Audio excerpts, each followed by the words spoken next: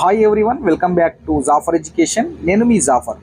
మనం ఈ వీడియోలో 6th, 7th, 8th క్లాస్లో ఉన్నటువంటి ఫస్ట్ లెసన్స్ ఏవైతే ఉన్నాయి పటాలు. సో ఆ పటాలకు సంబంధించినటువంటి ఈ లెసన్ అనేది 6th క్లాస్లో, 7th క్లాస్లో, 8th క్లాస్లో ఈ 3 క్లాసులలో కామన్గా ఉంటుంది. కాబట్టి ఈ వీడియోలో మనము ఆ 6th, 7th, 8th క్లాస్లో ఉన్నటువంటి మ్యాథ్స్కి సంబంధించినటువంటి లెసన్స్ ఏవైతే ఉన్నాయో వాటికి సంబంధించి మనము ఈ వీడియోలో అయితే రివిజన్ చేసుకుందాం. క్లియర్గా అన్ని నేను పాయింట్స్ వైజ్ రాయడం జరిగింది, ఏది మిస్ కాకుండా. సో మనకు ఒకటేసారి 6th, 7th, 8thలో ఉన్నటువంటి ఫస్ట్ లెసన్ అనేది కంప్లీట్ అయిపోతుంది. ఒక 5 minutesలో మనం అయితే కంప్లీట్ చేసుకుందాం. ఇక అదేవిధంగా మీకు టెట్ అండ్ డిఎస్సికి సంబంధించినటువంటి ఫ్రీ పీడిఎఫ్ మెటీరియల్స్, నోట్స్, అదేవిధంగా కరెంట్ అఫైర్స్ అప్డేట్స్ మన యొక్క వాట్సాప్ గ్రూప్లలో ఫ్రీగా అందించబడుతున్నాయి. మీకు కావాలి అనుకుంటే వాట్సాప్ గ్రూప్ యొక్క లింక్ నేను కామెంట్ సెక్షన్లో పిన్ చేసి పెడతాను. అక్కడ నుండి మీరు మన యొక్క వాట్సాప్ గ్రూప్లో జాయిన్ అవ్వచ్చు. ఇక మనము క్లాస్లోకి వెళ్ళిపోదాము. వెళ్ళే ముందు మీరైతే మన యొక్క ఛానల్ని తప్పకుండా సబ్స్క్రైబ్ చేసుకోండి. అదేవిధంగా మీ యొక్క మిత్రులకు షేర్ చేయండి. మన యొక్క వీడియోస్ని అయితే తప్పకుండా లైక్ చేయండి. మీకు అన్ని రకాల అప్డేట్స్ ఎప్పటికప్పుడు అందించే ప్రయత్నం అయితే చేస్తున్నాం. ఇక మనము చూసుకున్నట్లయితే ఫస్ట్ లెసన్ మనకు 6th క్లాస్లో ఉన్నటువంటి పటాలు. సో దాంట్లో చూడండి, పటం అంటే ఎగుడు దిగుడు ఉన్నటువంటి భూమి ఉపరితలాన్ని దాని వాస్తవ పరిమాణాన్ని తగ్గించి సాంకేతాల సహాయంతో భూమి మొత్తాన్ని కానీ ఒక విభాగాన్ని కానీ సమతలమైన దాని మీద చూపడమే పటం అని అంటాము. పటం యొక్క నిర్వచనం. సో పటం యొక్క లక్షణాలు చూసినట్లయితే మనకు పటం యొక్క లక్షణాలు ఏమేమి ఉంటాయంటే పేరు, దిక్కులు, స్కేలు, ఇండెక్స్. ఈ పటం యొక్క లక్షణాలు పటంలో ఇవి 4 అనేటివి ఉంటాయి. చూసుకున్నట్లయితే మనకు కామన్గా మనకు పటాలకు పేర్లు ఉంటాయి. భౌతిక పటాలు, రాజకీయ పటాలు. సో ఆ విధంగా పేరు పెట్టడం జరుగుతుంది. నెక్స్ట్ ఏంటి, దిక్కులు. దిక్కులు కూడా ఏ దిక్కును ఏముందనేది చెప్తాము, స్కేలు చెప్తాము. అదేవిధంగా ఇండెక్స్ అంటే సూచికల్ని కూడా మనము పటంలో వాడడం అయితే జరుగుతుంది. వీటిని మనం పటం యొక్క లక్షణాలు అని చెప్పుకుంటాం. ఇక్కడ చూసుకున్నట్లయితే దిక్కులు, పటం యొక్క పై భాగం ఎల్లప్పుడూ మనము ఉత్తర దిక్కుగానే చూపిస్తూ ఉంటాం. మనం ఏదైనా ఒక చిత్తు పేపర్ మీద పటాల అంటే దిక్కులను సూచించినప్పుడు పై భాగాన ఖచ్చితంగా నార్త్ ఉంటే దానికి అపోజిట్లో సౌత్ ఉంటుంది. మన కుడివైపు ఈస్ట్ ఉంటే ఎడమవైపు వెస్ట్ అనేది ఉంటుంది. ఈ విధంగా మనకు దిక్కులు అనేటివి ఉంటాయి. ఇక్కడ చూసుకున్నట్లయితే మీకు కనిపిస్తూ ఉంది. ఇక్కడ మనకు ఈ నార్త్కి ఈస్ట్కి మధ్యలో ఈశాన్యం ఉంటుంది. అదేవిధంగా ఈస్ట్కి సౌత్కు మధ్యలో ఆగ్నేయం ఉంటుంది. అదేవిధంగా సౌత్కు వెస్ట్కి మధ్యలో నైరుతి ఉంటుంది. సౌత్కు నార్త్కి మధ్యలో వాయవ్యం. ఈ దిక్కులు అయితే మనకు ఉంటాయి. మనకు ఇది దిక్కులకు సంబంధించినటువంటి అప్డేట్. మీకు ఒకసారి అర్థం కాకుంటే మళ్ళీ ఒకసారి వినే ప్రయత్నం అయితే చేయండి. నెక్స్ట్ చూసుకున్నట్లయితే స్కేలు. నెక్స్ట్ ఏంటి, స్కేలు. స్కేల్ ఏముంటుంది, ground scale by map scale. అంటే అనగా పటంలో ఉన్నటువంటి 2 బిందువుల మధ్య దూరానికి భూమి మీద ఉన్నటువంటి 2 బిందువుల మధ్య గల నిష్పత్తిని మనము స్కేలు అంటాము. పటంలో ఉన్నటువంటి 2 బిందువుల మధ్య, ఇది పటం అనుకుంటే ఇది ఏదైనా ఒక పటం అనుకుంటే పటంలో ఉన్నటువంటి 2 బిందువుల మధ్య దూరానికి నిజంగా భూమి మీద ఉన్నటువంటి 2 బిందువుల మధ్య గల నిష్పత్తి, ఈ రెండింటిని మనము స్కేలు అని అంటాము. ఓకే, ఇది స్కేల్కి సంబంధించినటువంటి డెఫినేషన్. నెక్స్ట్ ప్రకటన స్కేలు. స్కేల్లో స్టేట్మెంట్ స్కేల్ అని ఉంటుంది. ఫర్ ఎగ్జాంపుల్ మనకు స్కేల్ మనము మ్యాప్లో 1 సెంటీమీటర్ = 10 కిలోమీటర్లు అని మనం మ్యాప్ గీసేటప్పుడు ఒక మ్యాప్ వేసినప్పుడు మనము 1 సెంటీమీటర్ = పక్కకు 10 కిలోమీటర్స్ అని మనం రాస్తాం. అంటే మ్యాప్లో 1 సెంటీమీటర్ అంటే మనకు బయట 10 కిలోమీటర్స్ అని మనము అర్థం చేసుకోవాలి. ఇలా ముందే పేర్కొనబడితే ఆ స్కేల్ని మనం ప్రకటన స్కేల్ అంటాం. ఇలా ముందుగానే మనము మ్యాప్లో రాయడం అయితే జరుగుతుంది. ఫర్ ఎగ్జాంపుల్ 2 సెంటీమీటర్ = 5 కిలోమీటర్స్ అని ఉంది. అంటే మనం మ్యాప్లో 2 సెంటీమీటర్స్ అని సూచిస్తే దాన్ని మనం 5 కిలోమీటర్స్గా మనము అనుకోవాలి. ఇలా ముందుగానే మనం ప్రకటిస్తాము కాబట్టి దాన్ని ప్రకటన స్కేల్ లేదా స్టేట్మెంట్ స్కేల్ అని మనం చెప్పడం జరుగుతుంది. నెక్స్ట్ చూసుకున్నట్లయితే ఇంపార్టెంట్ అనేది చూసుకోండి ఒకసారి. స్కేలును నిర్ధారించేటప్పుడు చూపించాల్సిన భూభాగపు విస్తీర్ణాన్ని, దాని యొక్క ఉపయోగితను దృష్టిలో పెట్టుకుంటారు. స్కేల్ను మనం నిర్ధారించేటప్పుడు చూపించవలసిన భూభాగపు విస్తీర్ణాన్ని కానివ్వండి, దాని యొక్క ఉపయోగితను మనము దృష్టిలో ఉంచుకొని స్కేల్ని అనేది నిర్ధారించడం అనేది జరుగుతుంది. దాని యొక్క ఏ విధంగా ఉంది, ఎంత ఉంది అనేది ఫస్టే మనం అనుకొని దాని తర్వాత స్కేల్ని అనేది ప్రకటించడం జరుగుతుంది. స్కేలు ఆధారంగా మనం పటాలని 2 రకాలుగా వర్గీకరించడం జరుగుతుంది. స్కేలు ఆధారంగా ఎన్ని రకాలుగా వర్గీకరించే పటాలను 2 రకాలుగా మనమైతే వర్గీకరించవచ్చు. ఇక్కడ చూసుకున్నట్లయితే స్మాల్ స్కేల్ మ్యాప్ ఉంటుంది. చూడండి, పటంలో చూపబడిన ప్రదేశాలు చిన్నవిగా ఉంటే వాటిని స్మాల్ స్కేల్ మ్యాప్స్ అని అంటాము. లార్జెస్ట్ స్కేల్ మ్యాప్స్, పటంలో చూపబడిన ప్రదేశాలు పెద్దవిగా ఉంటే మనం దాన్ని ఆటోమేటిక్గా లార్జెస్ట్ స్కేల్ మ్యాప్స్ అని అంటాము. Large scale map. Large scale మ్యాప్కి టోపో షీట్స్, కొడెస్ట్రాల్ మ్యాప్స్ అనేటివి మనము ఎగ్జాంపుల్గా అయితే తీసుకుంటాము. Topo sheets and cadastral maps. ఇక్కడ టోపో షీట్స్ను సర్వే ఆఫ్ ఇండియా వారు తయారు చేస్తారు. భారత సర్వేక్షణ శాఖ వారు ఈ టోపో షీట్స్ అనేటివి తయారు చేయడం జరుగుతుంది. టోపో షీట్స్ అనేటివి మన లార్జెస్ట్ స్కేల్ మ్యాప్స్కి ఎగ్జాంపుల్గా మనమైతే తీసుకోవడం జరుగుతుంది. అదేవిధంగా కొడెస్ట్రాల్ మ్యాప్ అనున్నవి భూ యజమాన్యానికి సంబంధించిన, అంటే భూములకు సంబంధించినటువంటి దాన్ని మనం కొడెస్ట్రాల్ మ్యాప్ అని చెప్పడం జరుగుతుంది. ఇది కూడా లార్జెస్ట్ మ్యాప్కి ఎగ్జాంపుల్గా చెప్పుకుంటాము. నెక్స్ట్ ఇక ఇండెక్స్. ఈ మన పటంలో సంబంధించినటువంటి 4 లక్షణాలుగా దాని ఒక్కొక్కటి మనము చెప్తున్నాం. ఇప్పటివరకు స్కేల్లో ఉన్నటువంటి విషయాలను మనం క్లియర్గా తెలుసుకున్నాం. ఇప్పుడు ఇండెక్స్, సూచికలు. పటంలో అంశాలను చూపడానికి రంగులతో కానీ, అక్షర సంకేతాలను కానీ, సాంప్రదాయ చిహ్నాలను కానీ ఉపయోగిస్తాం. వాటిని మనం సూచికలు అంటాం. పటంలో మీరు చూడండి, రంగులని, అంటే రంగులనైనా యూజ్ చేస్తాం, కలర్స్నన్నా, లేకుంటే ఏదైనా ఏ కానివ్వండి, బి కానివ్వండి, లేకుంటే పి కానివ్వండి. పిఎస్ అంటే పోలీస్ స్టేషన్ కావచ్చు. అదేవిధంగా ఆ విధంగా మనము చిన్న చిన్న అక్షర సంకేతాలను వాడతాం. అదే సాంప్రదాయ చిహ్నాలను కూడా కొన్ని మనం ఉపయోగిస్తాం. వాటన్నిటిని మనము సూచికలు లేదా ఇండెక్స్ అని అనడం అయితే జరుగుతుంది. నెక్స్ట్ చూసుకున్నట్లయితే రంగుల వినియోగం. ఇక్కడ ఏ రంగు ఉంటే ఏది అనుకోవాలనేది క్లియర్గా అయితే తెలుసుకుందాం. ముదురు ఆకుపచ్చ రంగు ఉంటే అది అడవి అని మనము ఐడెంటిఫై చేయాలి. లేత ఆకుపచ్చ ఉంటే గడ్డి భూములు అనుకోవాలి. అదేవిధంగా గోధుమ లేదా మట్టి రంగు ఉంటే అది వ్యవసాయానికి అనువైన భూములని మనం గుర్తించాలి. పసుపు పచ్చ రంగు ఉంటే పంటలు సాగు అవుతున్నాయి ప్రాంతంలో పీఠ భూములు, చిత్తడి భూములు ఉన్నాయన్నట్టు. అంటే పంట సాగు అవుతున్న ప్రాంతంలో పీఠ భూములు, చిత్తడి భూములు అని మనము దాన్ని గుర్తించాలి పసుపు పచ్చ రంగు ఉంటే. ముదురు ఉదా రంగు ఉంటే పర్వతాలు అని మనము ఐడెంటిఫై చేయాలి. లేత ఉదా రంగు ఉంటే గుట్టలు. ముదురు ఉదా రంగు ఉంటే పర్వతాలు, లేత ఉదా రంగు ఉంటే గుట్టలు అని మనము ఐడెంటిఫై చేయాలి. లేత నీలం రంగు ఉంటే చెరువులు, నదులు, బావులు, కాలువలు అనేటివి మనమైతే వీటిని గుర్తుంచుకోవాలి. లేత నీలం రంగు ఉంది అంటే అది పటంలో ఖచ్చితంగా దాన్ని చెరువులు, నదులు, బావులు, కాలువలుగా మనము గుర్తించాలి. ఒకవేళ ముదురు నీలం ఉందనుకోండి, సముద్రాలు, మహాసముద్రాలు. ముదురు నీలం సముద్రాలు, మహాసముద్రం. లేత ఎరుపు.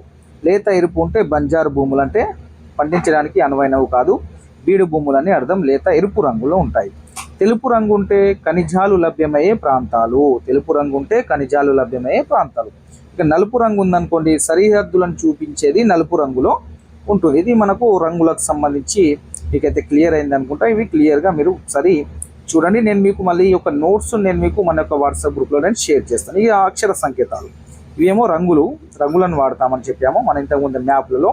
అదే అక్షర సంకేతాలను కూడా వాడతామని చెప్పాం కదా ఇండెక్స్కి సంబంధించి. దాంట్లో ఒక్కొక్కటి ఇక్కడ చెప్పడం జరుగుతుంది. పిఎఫ్ ఉంటే ప్రొటెస్ట్ ఫారెస్ట్, ఆర్ఎఫ్ ఉంటే రిజర్వ్ ఫారెస్ట్, ఆర్ఎస్ ఉంటే రైల్వే స్టేషన్, ఆర్హెచ్ ఉంటే రెస్ట్ హౌస్, పిటిఓ అంటే పోస్టల్ టెలిగ్రామ్ ఆఫీస్, ఐబి ఉంటే ఇన్ఫెక్షన్ బంగ్లా, డిబి ఉంటే ఢాకా బంగ్లా. ఈ విధంగా అక్షర సంకేతాలని మనము మ్యాప్లలో అనేది సూచించడం జరుగుతుంది. ఇండెక్స్ లాగా అంటే సూచికల్లాగా ఉపయోగిస్తాం.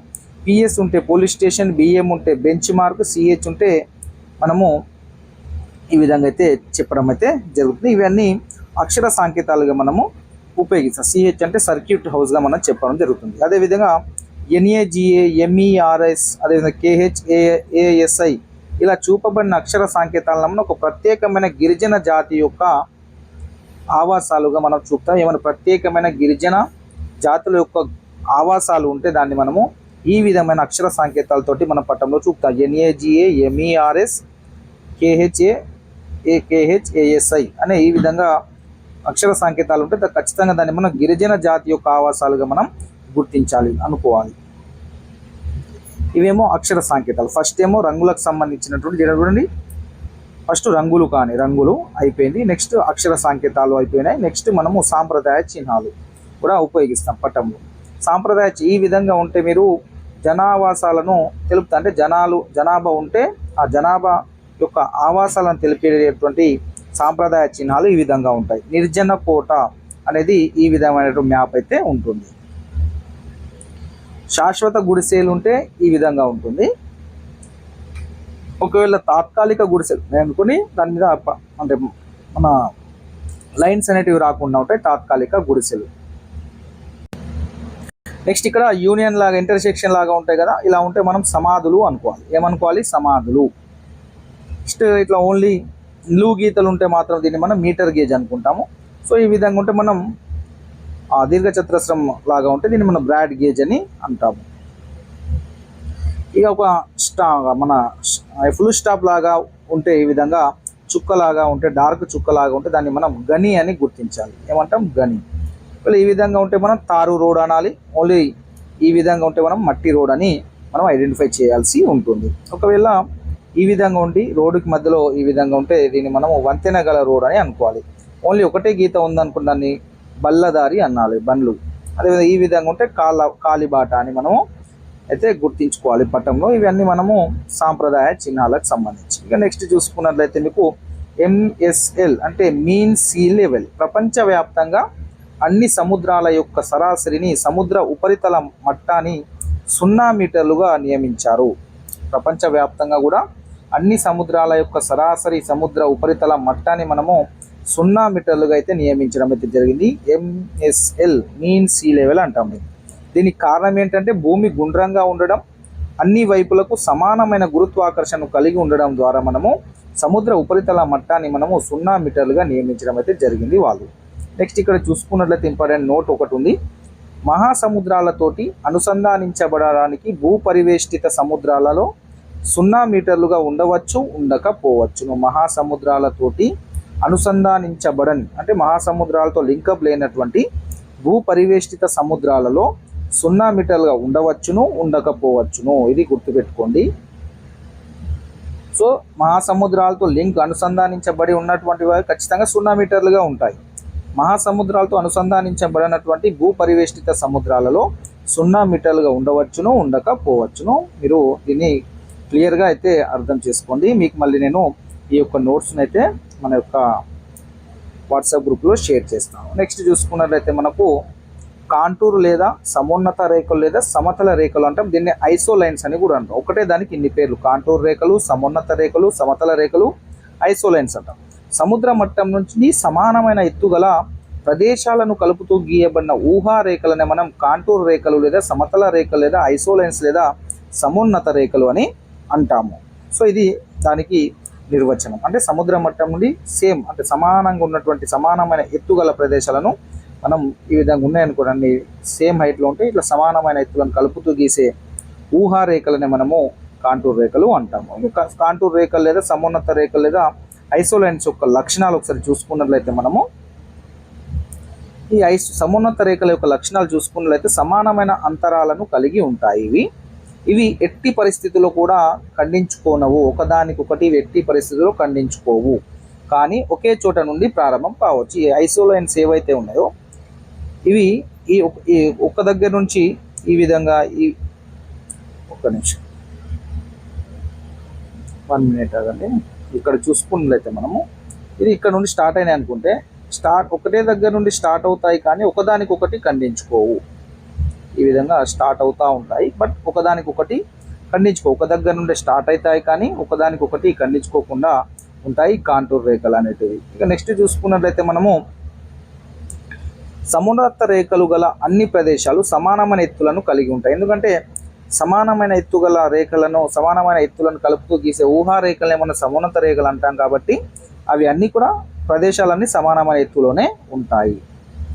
నెక్స్ట్ చూసుకున్నట్లయితే సమున్నత రేఖలు మధ్య దూరము భూస్వరూపం యొక్క వాలుపై ఆధారపడి ఉండును. ఓకే, సమున్నత రేఖల మధ్య దూరం అనేది భూస్వరూపం యొక్క వాలు పైన ఆధారపడి ఉండును. వాలు ఎక్కువగా ఉంటే సమున్నత రేఖల మధ్య దూరం తక్కువగాను, వాలు తక్కువగా ఉంటే సమున్నత రేఖల మధ్య దూరం అనేది ఎక్కువగా ఉంటుంది. ఇది అపోజిట్ విధంగా ఉంటాయి. చూడండి, వాలు ఎక్కువగా ఉందనుకోండి, ఆ రేఖల యొక్క మధ్య దూరం అనేది తక్కువ ఉంటుంది. ఒకవేళ వాలు తక్కువగా ఉందనుకోండి, రేఖల యొక్క మధ్య దూరం అనేది దూరంగా అంటే ఎక్కువగా ఉంటుంది. ఈజీగా మనము దీన్ని గుర్తుపెట్టుకోవచ్చును. వాలు ఎక్కువ ఉంటే రేఖల మధ్య దూరం తక్కువ, వాలు తక్కువ ఉంటే రేఖల మధ్య దూరం ఎక్కువ. నెక్స్ట్ 8th క్లాస్కి సంబంధించి పటాల చరిత్ర దగ్గరకు వచ్చేసాం మనము. ఇక్కడ చూసుకున్నట్లయితే మనకు ప్రపంచంలో మొట్టమొదటిసారిగా పటాలను తయారు చేసింది ఎవరు అంటే సుమేరియన్లు ప్రపంచంలోనే మొట్టమొదటిసారిగా పటాలను తయారు చేశారు. సుమేరియన్లు పటాలను మట్టి ముద్దలపై తయారు చేశారు. ఈ పటాలను దేవాలయ భూముల ఆదాయ వివరాలను తెలుసుకోవడానికి తయారు చేశాడు. ఈ సుమేరియన్లు ఎందుకు తయారు చేశారు అంటే మన యొక్క దేవాలయ భూములు ఉంటాయి కదా, వాటి యొక్క ఆదాయ వివరాలను తెలుసుకోవడానికి సుమేరియన్లు పటాలను తయారు చేయడం జరిగింది మొట్టమొదటిసారిగా ప్రపంచంలో మొట్టమొదటిసారిగా ప్రపంచ పటంను తయారు చేయడానికి ప్రయత్నించింది ఎవరంటే బాబిలోనియన్స్. ఓకే, ప్రపంచంలో మొట్టమొదటిసారిగా పటాలను తయారు చేసిందేమో సుమేరియన్లు, ప్రపంచంలో మొట్టమొదటిసారిగా ప్రపంచ పటము తయారు చేయడానికి ప్రయత్నించిందేమో బాబిలోనియన్స్. గుర్తుపెట్టుకోండి. సో బాబిలోనియన్స్ తయారు చేసిన ప్రపంచ పటంలో మధ్యగా బాబిలోనియన్ నగరము కలదు. ఈ బాబిలోనియన్ తయారు చేశారు కాబట్టి వాళ్ళ నగరాన్ని మిడిల్లో పెట్టుకోవడం జరిగింది బాబిలోనియన్స్. ఈ నగరం చుట్టూ గ్రామాలు, పట్టణాలు, దాని బయట వలయంలో 7 ద్వీపాలు కలవు. ఈ బాబిలోనియన్ తయారు చేసిన పటం చూసుకున్నట్లయితే బయట వలయంలో 7 ద్వీపాలు అనేటివి ఉంటాయి. నెక్స్ట్ చూసుకున్నట్లయితే 3 ఖండాలు గల ప్రపంచ పటాన్ని తయారు చేసింది ఎవరంటే హెకెటియస్. ఈ హెకెటియస్ గారు ఏం చేశారంటే 3 ఖండాలు గల ప్రపంచ పటాన్ని తయారు చేసింది ఎవరు అంటే హెకెటియస్ అని గుర్తుపెట్టుకోండి. ఈ ప్రపంచ పటంలో ఆసియా, ఆఫ్రికా, యూరప్ ఖండాలు కలవు. ఈ హెకెటియస్ తయారు చేసినటువంటి ఈ ప్రపంచ పటంలో 3 ఖండాలు ఉంటాయి. 3 ఖండాలు ఏంటి అంటే ఆసియా, ఆఫ్రికా, యూరప్, ఈ 3 ఖండాలు అనేటివి ఉంటాయి. ఈ ఆఫ్రికానే లిబియా అని కూడా అంటాము. ఈ పటంలో మధ్యధార సముద్రము, ఎర్ర సముద్రం, పర్షియన్ సింధు శాఖ, కాస్పియన్ సముద్రాలు కూడా చూపబడినాయి. హెకెటియస్ తయారు చేసినటువంటి ప్రపంచ పటం ఏదైతే ఉందో 3 ఖండాలతోటి, దాంట్లో మధ్యధర సముద్రం ఉంది, ఎర్ర సముద్రం ఉంది, అదేవిధంగా పర్షియన్ సింధు శాఖ, కాస్పియన్ సముద్రాలు అయితే చూపబడడం అయితే జరిగింది. అదేవిధంగా మొట్టమొదటిసారిగా పటాల తయారీలో అక్షాంశ రేఖాంశాలను విరివిగా వినియోగించిన వ్యక్తి ఎవరంటే టాలమీ. ఎవరు?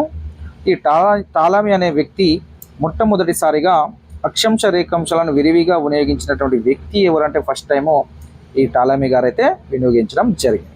ఇక అరబ్స్ వ్యాపారస్తుడు కుమారుడైన ఆల్ ఇద్రీసి 1154 సంవత్సరంలో పటాన్ని తయారు చేయడం జరిగింది. ఆల్ ఇద్రీసి తయారు చేసిన ప్రపంచ పటంలో వివరాలన్నీ అరబిక్ భాషలో ఉంటాయి. అరబ్ అతను కాబట్టి అన్నీ ఆటోమేటిక్గా అరబ్ భాషలోనే ఉంటాయి. నెక్స్ట్ చూసుకున్నట్లయితే ఈ ఆల్ ఇద్రీసి ప్రపంచ పటాన్ని డావింగ్ విన్ హన్ క్రీతు చక్రవర్తి కోసం తయారు చేయడం జరిగింది. సో ఈ ఆల్ ఇద్రీసి పటాన్ని ఎందుకు తయారు చేశాడు అంటే ఈ ఆల్ ఇద్రీసి 1154లో అక్కడ డావింగ్ విన్ హన్ కీతు అనే చైనా చక్రవర్తి కోసము ఈ యొక్క ప్రపంచ పటాన్ని అతను తయారు చేయడం అయితే జరిగింది. గిరార్డన్ అంటే మార్కెటర్ ప్రక్షేపంను కనుగొన్నాడు ఈ గిరార్డన్ అనే అతను. దేన్ని కనుగొన్నాడు? మార్కెటర్ ప్రక్షేపంను కనుగొన్న వ్యక్తి ఎవరంటే గిరార్డన్ అయితే ఇక్కడ అతను నెదర్లాండ్ లేదా ఆర్క్ హాలెండ్ దేశానికి చెందినవాడు కూడా అనొచ్చును, రెండు ఒకటే. గిరార్డన్ అనే అతను నెదర్లాండ్ దేశానికి లేదా ఆర్క్ హెలాండ్ దేశానికి చెందినవాడు అని మనం ఈజీగా ఐడెంటిఫై చేయవచ్చు. ఈ 5 ఖండాలు ప్రపంచ పటాన్ని తయారు చేశాడు. గిరార్డన్ ఎన్ని ఖండాలు ఉండే? 5. 3 ఖండాలు ఉన్న తయారు చేసిందేమో హెకెటియస్. 3 ఖండాలు ఆసియా, ఆఫ్రికా, ఇంకోటి ఇది ఉండే కదా ఆసియా, ఆఫ్రికా, మొత్తానికి 3 ఖండాలు ఉన్నటువంటి దాన్ని కనుగొన్నదేమో మన యొక్క హెకెటియస్ గారు. ఆసియా, ఆఫ్రికా, యూరప్ ఈ 3 ఖండాలు ఉన్నదాన్ని తయారు చేసిందేమో హెకెటియస్. 5 ఖండాలు గల ప్రపంచ పటాన్ని తయారు చేసింది ఎవరు అంటే గిరార్డన్. 5 ఖండాలు ఏంటి అంటే అంటార్కిటికా, ఆస్ట్రేలియా మినహాయించి మిగతా 5 అనేటివి అయితే దాంట్లో వస్తాయి. అంటే ఆసియా, ఆఫ్రికా, యూరప్, ఆర్కిటిక్, అదేవిధంగా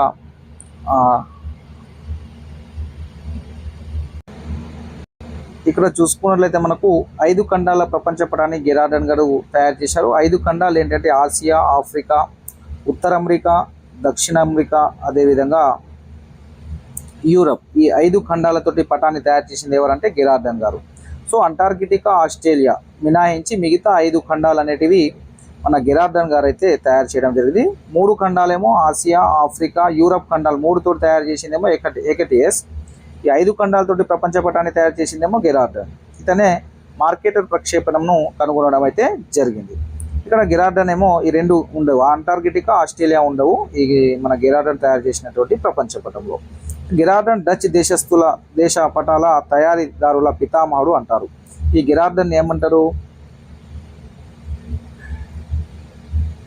చూసుకున్నట్లయితే ఇక్కడ గిరార్డన్ గారిని డచ్ దేశస్థుల పటాల తయారీ పితామహుడు ఎవరు అంటే గిరార్డన్ గారు. సుమేరియన్, బాబిలోనియా ఇవి పట్టణాల మెసొపొటేమియా నాగరికతకు చెందినవి. సుమేరియన్ అదేవిధంగా బాబిలోనియన్, ఇవి రెండు పట్టణాలు అనేటివి మెసొపొటేమియా నాగరికతకు చెందినటువంటి నగరాలు, పట్టణాలు ఇవి సుమేరియన్, బాబిలోనియన్. మెసొపొటేమియాను ప్రస్తుత ఇరాక్ అని కూడా మనం వివరించడం అయితే జరుగుతుంది. సో ఇది 8th క్లాస్లో ఉన్నటువంటి పటాలకు సంబంధించి. అదేవిధంగా భారతదేశంలో పటాల తయారీ 1767లో సర్వేక్షణ ఆఫ్ ఇండియా వారు మన ఏర్పడేను, SOI అంటాము షార్ట్కట్లో దీనికి మొదటి డైరెక్టర్ జనరల్గా ఎవరు ఉన్నారంటే కెప్టెన్ జేమ్స్ రన్నర్ను ఎంపిక చేయడం అయితే జరిగింది. మన యొక్క SOI అనేది ఎప్పుడు ఏర్పడింది? 1767 అయితే ఏర్పడడం అయితే జరిగింది. మనకు భారత సర్వేక్షణ శాఖ సర్వే ఆఫ్ ఇండియా అనేది 1767లో అయితే ఏర్పడడం అయితే జరిగింది. దీనికి మొదటి డైరెక్టర్ జనరల్గా కెప్టెన్ జేమ్స్ రన్నర్ని అయితే ఎంపిక చేయడం అయితే జరిగింది. ఈ సర్వేక్షణ ఆఫ్ ఇండియా అనేది ఈ మన యొక్క మొదటి జనరల్గా ఎవరు ఉండే అంటే దీనికి కెప్టెన్ జేమ్స్ రన్నర్ అనేది వారు అయితే ఉండేవారు. సర్వే ఆఫ్ ఇండియాకి మొట్టమొదటి డైరెక్టర్ ఎవరంటే జేమ్స్ రన్నర్ను ఎంపిక చేయడం జరిగింది. దీన్ని గుర్తుపెట్టుకోండి. సర్వే ఆధారంగా తయారైన మొట్టమొదటి భారతదేశ పటాన్ని జేమ్స్ రన్నరే రూపొందించడం కూడా జరిగింది. సో అతన్నే ఎంపిక చేయడం జరిగింది డైరెక్టర్ జనరల్గా. కాబట్టి మొట్టమొదటిసారిగా మన భారతదేశ పటాన్ని తయారు చేసింది కూడా జేమ్స్ రన్నరే. 1802 సంవత్సరంలో చెన్నై వద్ద నుండి అత్యంత ముఖ్యమైన త్రిభుజన సర్వేక్షణను విలియం ల్యాంప్టన్ ప్రారంభించడం జరిగింది. సో 1802 సంవత్సరంలో చెన్నై వద్ద నుండి అత్యంత ముఖ్యమైన త్రిభుజన సర్వేక్షణను విలియం ల్యాంప్టన్ అనే అతను ప్రారంభించడం జరిగింది. ఈ త్రిభుజన సర్వేక్షణ పూర్తి కాకముందే విలియం ల్యాంప్టన్ అనేవారు చనిపోవడం కూడా జరిగింది. సో త్రిభుజన సర్వేక్షణను సర్ జార్జ్ ఎవరెస్ట్ పూర్తి చేశాడు. సో విలియం ల్యాంప్టన్ చనిపోయిన తర్వాత ఈ త్రిభుజన సర్వేక్షణ ఎవరు పూర్తి చేశారంటే సర్ జార్జ్ ఎవరెస్ట్ గారు అయితే పూర్తి చేయడం జరిగింది. సర్ జార్జ్ ఎవరెస్ట్ శిఖరాన్ని కొలిచి ప్రపంచంలోనే అతి ఎత్తైన శిఖరంగా నిర్ధారించినటువంటి వ్యక్తి ఎవరంటే సర్ జార్జ్ ఎవరెస్ట్. అతని పేరు మీద దానికి ఎవరెస్ట్ శిఖరం అనే పేరు కూడా చేపట్టడం జరిగింది. సో మన త్రిభుజన సర్వేక్షణను పూర్తి చేసింది కూడా ఎవరెస్టే, సర్ జార్జ్ ఎవరెస్ట్. దాన్ని ప్రారంభించిందేమో విలియం ల్యాంప్టన్. ఎక్కడ నుండి స్టార్ట్ చేశారు? చెన్నై నుండి. ఎక్కడ? ఏ సంవత్సరంలో? 1802 సంవత్సరంలో స్టార్ట్ చేయడం జరిగింది. 2011 జనాభా లెక్కల ప్రకారము అధిక జనసాంద్రత గల రాష్ట్రాలు మనకు బీహార్లో 1102 మంది జనసాంద్రత ఉంటుంది, 1102. పశ్చిమ బెంగాల్లో 1030 ఉంటుంది, కేరళలో 859 అనేది జనసాంద్రత ఉంటుంది. ఇక్కడ చూసుకున్నట్లు దీన్ని ఈజీగా గుర్తుపెట్టుకోవడానికి BPK అని కోడ్లా ఇలా పెట్టుకుంటే బెటర్. మీకు ఏది ఈజీ ఉంటే దాన్ని గుర్తుపెట్టుకో. B అంటే బీహారు, P అంటే పశ్చిమ బెంగాల్, K అంటే కేరళ. సో Pని మనం పశ్చిమ బెంగాల్ని వెస్ట్ బెంగాల్ అని కూడా అంటాము. కాబట్టి P పశ్చిమ బెంగాల్ తెలుగులో ఈజీగా గుర్తుంటుందనే ఉద్దేశంతో BPK అని రాయడం జరిగింది. B అంటే బీహార్ 1102, P అంటే పశ్చిమ బెంగాల్ 1030, కేరళ 859. ఈ జనసాంద్రత ఎక్కువ గల రాష్ట్రాలు మొదటి 3 రాష్ట్రాలు మన దేశంలో. అత్యల్ప జనసాంద్రత గల రాష్ట్రాలు అరుణాచల్ ప్రదేశ్ 17, మిజోరాం 52, జమ్మూ కాశ్మీర్ 56. అత్యల్ప జనసాంద్రత గల 3 రాష్ట్రాలు. సో దీన్ని ఈజీగా గుర్తుపెట్టుకోవాలంటే 6 మీసం జబర్దస్త్ అని గుర్తుపెట్టుకోండి. 6 అంటే అరుణాచల్ ప్రదేశ్, మీసం అంటే మిజోరాం, జబర్దస్త్ అంటే జమ్మూ కాశ్మీర్. సో ఈ విధంగా గుర్తుపెట్టుకునే ప్రయత్నం. అరుణాచల్ ప్రదేశ్ ఫస్ట్ ఉంటుంది, అతి తక్కువ జనసాంద్రత 17. అదేవిధంగా మిజోరాం 52, దాని తర్వాత జబర్దస్త్ అంటే మన యొక్క జమ్మూ కాశ్మీర్లో ఏమో 56. ఈ విధంగా అతి తక్కువ జనసాంద్రత గల రాష్ట్రాలు 3 అయితే ఉంటాయి. ఇక తెలంగాణ రాష్ట్ర జనసాంద్రత అయితే 307, 2011 జనాభా లెక్కల ప్రకారం ఇది. ఆంధ్రప్రదేశ్ యొక్క జనసాంద్రత 309 అయితే ఉంది. సో ఇది మనకు పటాలకు సంబంధించినటువంటి 6th, 7th, 8th క్లాస్లో ఉన్నటువంటి టోటల్ టాపిక్ దీంట్లో మనం కవర్ చేయడం అయితే జరిగింది. ఈ నోట్స్లో క్లియర్గా రాయడం జరిగింది మీకు.